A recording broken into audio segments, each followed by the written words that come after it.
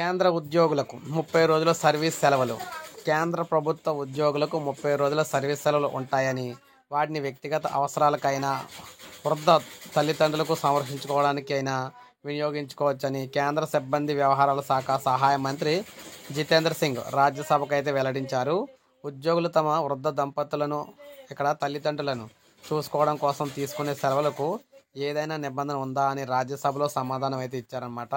So అటువంటి నిబంధనలు అయితే ఏమీ లేవని, ఉద్యోగులకు ఉన్న 30 రోజుల సెలవు ఏవైతే ఉందో అవి వ్యక్తిగతంగా ఉపయోగించుకోవచ్చు, లేదంటే వారి తల్లిదండ్రులకు సంబంధించి ఉపయోగించుకోవచ్చు. మొత్తంగా ఈ విధంగా అయితే ఈ 30 రోజుల సెలవులను ఉపయోగించుకోవాలి తప్ప వేరేగా అయితే ఉపయోగించుకోవడానికి అయితే కుదరదని చెప్పారు. మొత్తంగా 30 రోజులు అయితే ఉద్యోగులకు అయితే సెలవులు అయితే ఉంటాయని చెప్పారనమాట.